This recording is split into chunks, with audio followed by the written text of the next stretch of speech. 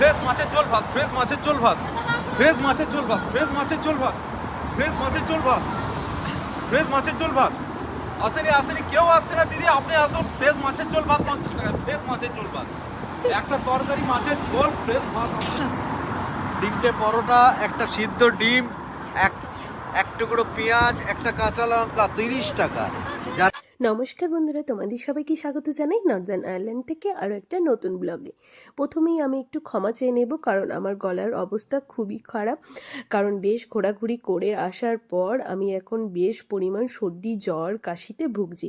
সেই জন্য আমার ভয়েসের একটু প্রবলেম হতে পারে, তার জন্য আমি প্রথমেই তোমাদের কাছে ক্ষমা চেয়ে নিয়েছি। আজকে দিনটা হচ্ছে তোমার 13ই এপ্রিল, রবিবার। এখন বাজে প্রায় বিকেল 4টের মতো। আমরা এখন রওনা দিচ্ছি হচ্ছে বেলফাস্ট থেকে ট্রেনে করে তোমার ব্যাঙ্গালোরের উদ্দেশ্যে। ব্যাঙ্গালোর, ওখানে একটা খুব সুন্দর সি বিচ আছে, সেই সি বিচের উদ্দেশ্যেই রওনা দিচ্ছি।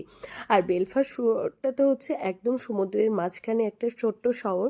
সত্যি চারিদিকে যখনই যে প্রান্তেই ঘুরতে যাচ্ছি না কেন, ট্রেনে যেতে যেতে এরকম সুন্দর সুন্দর সমুদ্রের দৃশ্যগুলো উপভোগ করতে পারছি, দেখে একদমই মন ভরে আছে। আর এইসব জায়গাগুলো তো প্রসেনজিৎদার আগে থেকেই জানা, কেন হবে না, কারণ 4 বছর ধরে বেলফাস্টে আছে বলে কথা, তার এখানে আনেছে কানেছে তো একটু চেনা হয়েই গিয়েছে। তো এইসব জায়গাগুলো যখনই আসছে তখনই আমাদেরকে বলছে, এইবার তোমরা ক্যামেরাটা নিয়ে রেডি হয়ে যাও, খুব সুন্দর সুন্দর ভিউ দেখতে পাবে। তা আমরাও সেই কথা মতো রেডি হয়ে যাচ্ছি। 10 টাকা তিনটে, 10 টাকা তিনটে, স্পেশাল অফার 10 টাকা তিনটে, দিদি দিদি এই যে দিদি দিদি দিদি দিদি 10 টাকা তিনটে, আরে দিদি 10 টাকা তিনটে, 10 টাকা তিনটে, 10 টাকা তিনটে, 10 পাউন্ড তিনটে, 10 পাউন্ড তিনটে। দিদিও তো শুরু করে দিল। আমার থেকে বেশি অফার দিছো। 50 টাকা 50 টাকা 50 টাকা 50 টাকা 50 টাকা, 50 50 50 50 50 50। এই সিদ্ধ ডিম হবে, এই যে আমার খাবার নিচে দিল। ডিম সেদ্ধ, সিদ্ধ ডিম হবে। এবার ট্যাক্সিটা, মোবাইল ট্যাক্সি। আলিপুর আলিপুর আলিপুর আলিপুর দাদা, আলিপুর দাদা, আলিপুর মিটালি 100 টাকায়, 100 টাকা, বেশ 100 টাকা দেবেন, বেশ 50 50 আলিপুর 50। 10 টাকা এখান থেকে বারুইপুরে যাবে না, আর আলিপুর যাবে। চলো চলো চলো। ফ্রেশ মাছের ঝোল ভাত, ফ্রেশ মাছের ঝোল ভাত, ফ্রেশ মাছের ঝোল ভাত, ফ্রেশ মাছের ঝোল ভাত, ফ্রেশ মাছের ঝোল ভাত, ফ্রেশ মাছের ঝোল ভাত। আসেনি আসেনি, কেউ আসছে না দিদি, আপনি আসুন। ফ্রেশ মাছের ঝোল ভাত 50 টাকা, ফ্রেশ মাছের ঝোল ভাত, একটা তরকারি মাছের ঝোল, ফ্রেশ ভাত। আসুন আসুন আসুন। তিনটে পরোটা, একটা সিদ্ধ ডিম, এক এক টুকরো পেঁয়াজ, একটা কাঁচা লঙ্কা, 30 টাকা। যাতে হবে না একটা ট্রেনের টিকিটও। তা আমরা এখন পৌঁছে গেছি হচ্ছে ব্যাঙ্গালোর স্টেশনে। স্টেশনে নেমে এখন আমরা হাঁটছি, হেঁটে হেঁটে যাব হচ্ছে সি বিচের ধারে। আর দেখতেই পাচ্ছ, সবাই মিলে একসাথে ঘুরতে আসার একটা আলাদাই মজা। প্রসেনজিৎদার বাড়ি এসছে, ও তো আমাদের সাথে আছেই, আর সাথে আছে হচ্ছে দেবা দেবী, আমার প্রিয় বন্ধু এখন দেবী, তার সাথে দেবাও আছে। আর গোটা রাস্তায় দেবা মানে বুবাই এত হাসার মজার মজার কথা বলছিল, সেই হাসতে হাসতে একদম আমাদের পেট খুলে যাচ্ছিল, এরকম ব্যাপার। তারপরে এখানে নেমেই একটু হেঁটেই দেখতে পেলাম খুব সুন্দর ইস্টার স্পেশাল, দারুণ সুন্দর একটা মেলা বসেছে। তাই মেলাটা না হয় আমরা একটু এসে পরে ঘুরেই দেখবো, এখন যেহেতু সন্ধেও লাগার মুখে, আর ওয়েদারটাও দেখো খুবই বাজে হয়ে গেছে, কালো মেঘলা একটা আকাশ হয়ে গেছে। এখন যাই চলো সি বিচের ধারে। আর এখানে নেমেই এত মারাত্মক লেভেলে কনকনে ঠান্ডা লাগছে, নেমেই বলতে পারো আমরা সবাই মিলে জ্যাকেট, টুপি এই সমস্ত পরা নিয়ে ব্যস্ত হয়ে গিয়েছিলাম। তারপর চলে এলাম হচ্ছে ব্যাঙ্গালোরের সি বিচের ধারে। সেখানে এসে এই যে দেখো বাড়িগুলো দেখে এত ভালো লাগছিল। এইগুলো না অনেক ভিডিও শুটিংয়ে এরকম কালারফুল সুন্দর এক লাইন দিয়ে বাড়ি, অনেক আমাদের যেসব মুভিগুলো হয়ে থাকে মুভি শুটিংয়ে এইসব বাড়িগুলো দেখতে পাই, তা সেগুলো চোখের সামনে দেখে খুবই ভালো লাগছিল।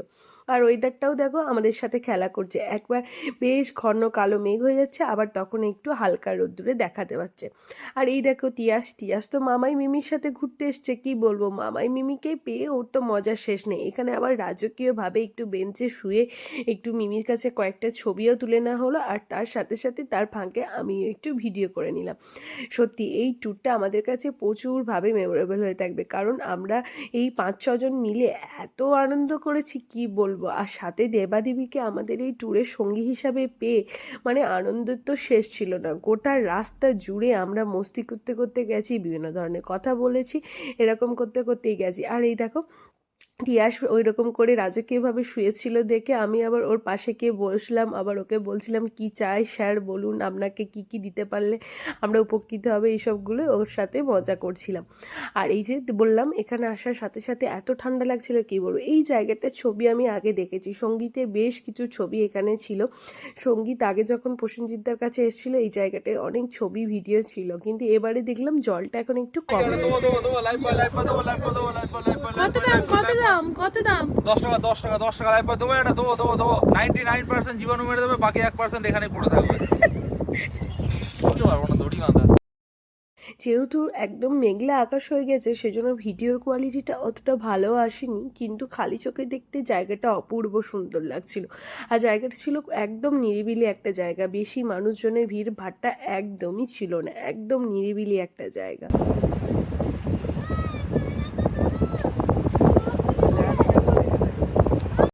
আর এই জায়গাটা থেকে দেখো সমুদ্রটা দেখতে কি অপূর্ব সুন্দর লাগছে না, সমুদ্রের জলের কালার আর তার সাথে আকাশে মেঘের রং মনে হচ্ছে যেন এক হয়ে গেছে, দুটোই একদম ছাই ছাই কালার লাগছে ভিডিওতে, অপূর্ব সুন্দর লাগছিল। চারিদিকে শুধু জল আর জল, জলের মাঝখানেই তো ছোট্ট একটা শহর হচ্ছে বেলফাস্ট, নর্দারল্যান্ডটা হচ্ছে তো পুরো একদম জলের মাঝখানেই বলতে পারো একটা দ্বীপ। তো দেখে এত ভালো লাগছিল কি বলবো। তারপরে চলো এখন এবার রওনা দিচ্ছি হচ্ছে ওই যে ইস্টার মেলাটা দেখেছিলাম আসার পথে, সেই মেলাটার উদ্দেশ্যে রওনা দিচ্ছি। আর সবাইকে দেখো মারাত্মক লেভেলের ঠান্ডা লেগেছে দেখে বোঝাই যাচ্ছে, কারণ এতদিন তো কাউকে টুপি টুপি পরতে দেখোনি, এখানে এসে সবাই রীতিমতো টুপি মামলার জড়িয়ে একদম সবাই ব্যস্ত হয়ে পড়েছে। সবাই ওইরকম ওপরে দেয়ালটা ধরে উঠে হাঁটতে হাঁটতে যাচ্ছে, একটাই কারণ হচ্ছে ওপরে দেয়ালটায় উঠেছিল তিয়াস, তিয়াসকে দেখে সবাই এরকম ওপরে উঠে গেছে। আর ওপর থেকে ভিউটাও সত্যি খুবই ভালো লাগছিল। তারপর চলে এলাম হচ্ছে মেলায়, মেলায় এসে তিয়াসকে সেরকম কোনো রাইড আমরা চড়াইনি, কারণ এখানে একটা ঝিমঝিমি বৃষ্টি আরম্ভ হয়েছিল, সেই বৃষ্টি মাথায় করে নিয়ে আমরা কোনো রকমে একটা কফির দোকানের সামনে গিয়ে দাঁড়িয়েছিলাম, সেখান থেকে আমরা কিনে খেলাম হচ্ছে, সবাই মিলে খেয়েছিল হচ্ছে কফি, আর আমি আর তিয়াসি খেয়েছিলাম আলাদা ড্রিঙ্ক, সেটা হচ্ছে তোমার হট চকলেট, আমরা দুজনে মিলে খেয়েছিলাম হট চকলেট মা বেটাতে, আর বাবার বাকিরা সবাই খেয়েছিল হচ্ছে তোমার কফি। আর এখানে দেখো রাইডগুলো দেখেই তো আমার মারাত্মক লেভেলে ভয় লাগছিল জানো, এরকম খতরনাক খতরনাক রাইড আগে আমরা দিল্লিতে অনেক করেছি, কিন্তু জানি না এখন এরকম রাইডগুলো দেখলেই খুব বৃষ্টি মাথায় করে নিয়ে তারপর আমরা পৌঁছে গেলাম হচ্ছে ব্যাঙ্গালোর স্টেশনে। এখন থেকে আমরা আবার রওনা দেব হচ্ছে বেলফাস্টের উদ্দেশ্যে। বেলফাস্টে গিয়ে ওখানে আমাদের আবার ঘোরার প্ল্যানিং আছে, মানে আজকেই সন্ধ্যেবেলাতেই আমাদেরকে ঘুরে নিতে হবে যে জায়গাটা থেকে টাইটানিক প্রথম জলে নেমেছিল, সেই টাইটানিকের প্লেসটা। টাইটানিক মিউজিয়ামটা তো আর ঘোরা হয়ে উঠবে না, কারণ টাইটানিক মিউজিয়ামটা তো বন্ধ হয়ে যাবে, কিন্তু এরিয়াটা আমাদেরকে একটু ঘুরে ঘুরে দেখে নিতে হবে। আর বৃষ্টিতে তো চুল টুল একদম ভিজে গেছে, তাই এখানে এসে আমাদের যেহেতু ট্রেনের একটু একটু টাইম বাকি আছে, সেই জন্য চুলগুলোকে একটু সবাই মিলে একটু, আমি দেবী দুজনের চুল একদম ভিজে গেছিলো, সেগুলো একটু শুকিয়ে নিলাম। আবার দেখো বাইরে এখনই বৃষ্টি হলো, আবার এক্ষুনি আবার হালকা রোদ উঠে গেছে। কথা বলতে বলতে ট্রেনে চেপে আমরা পৌঁছে গেলাম হচ্ছে সেই বিশেষ গুরুত্বপূর্ণ জায়গায়, সেটা হচ্ছে তোমার টাইটানিকে। টাইটানিক মিউজিয়ামটা এখন বন্ধ হয়ে গেছে, মিউজিয়ামে তো এবার ঢোকা হলো না, নেক্সট টাইম যদি কখনো আসি তখন আবার ইচ্ছা আছে তিয়াসকে টাইটানিক মিউজিয়ামটা ঘুরে দেখানো। আর কালকে যেহেতু আমরা এখানে বেলফাস্টের নর্মাল প্লেসেই ঘুরবো, কোথাও আর বাইরে জার্নি করব না, কারণ তারপর দিন আমাদের আবার বেরোনো আছে, সেই জন্য কালকে আর এই জায়গায় আমাদের আসা হয়ে উঠবে না, সেজন্য ঠিক করলাম আজকে সন্ধ্যেবেলাতেই এরকম টাইটানিকের জায়গাটা ঘুরে নিই। তা টাইটানিক তো তোমরা সবাই জানো যে ক্রুজটা যখন তৈরি হয়েছিল প্রথম যে জায়গাটায় নেমেছিল, মানে সমুদ্রে নেমেছিল, সেটা হচ্ছে এই জায়গাটা, এই যে দেখতে পাচ্ছ খুব সুন্দর মতো রেল লাইনের মতো লাইন করা রয়েছে, এই লাইন ধরেই কিন্তু টাইটানিকটা গিয়ে একদম সমুদ্রের জলে নেমেছিল।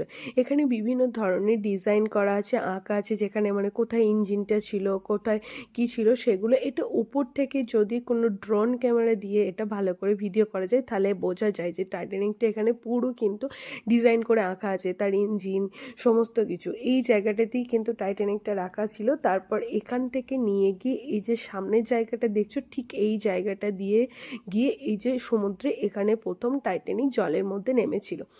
যাই হোক, টাইটানিক মিউজিয়ামটা তো দেখতে পেলাম না, কিন্তু এই জায়গাটা দেখতে পেলে খুবই ভালো লাগলো। আর এই যে সমুদ্রের ধার মানে এদের হচ্ছে এই যে তালা লাগিয়ে রাখা, প্রত্যেকটা সমুদ্রের ধারেই দেখি এদের উইশ পূরণের জন্য এরকম তালা লাগানো থাকে। রাত্রেবেলায় কিন্তু রাত্রি বলো মানে একদম সন্ধ্যের শুরুর টাইমে এই অংশটা দেখতে কিন্তু খুবই ভালো লাগছিল, অপূর্ব সুন্দর লাগছিল। যাই হোক, টাইটানিক মিউজিয়ামে নেক্সট টাইম এসে তোমাদেরকে ঘোরাবো। কিন্তু টাইটানিকের বিভিন্ন ধরনের স্টোরি এখানে এসে সঙ্গীত আমাদেরকে বলে শোনাচ্ছিল, তার সাথে প্রসেনজিৎদা। আর ওই যে দূরে দেখতে পাচ্ছ ওটা হচ্ছে তোমার টাইটানিক মিউজিয়ামটা। সেটা হয়তো নেক্সট টাইম ওই যে বললাম এসে ঘোরা যাবে। কিন্তু এখান থেকেই টাইটানিক প্রথম তোমার জলে নেমেছিল, সেই প্লেসটা তো আমাদের দেখা হয়ে গেল। তা আজকের ব্লগটা এখানেই শেষ করছি। কেমন লাগলো এই বেলফাস্ট ঘোরাঘুরি ব্লগটা অবশ্যই কিন্তু কমেন্ট করে জানিও। ভালো লাগলে প্লিজ পেজটাকে একটু ফলো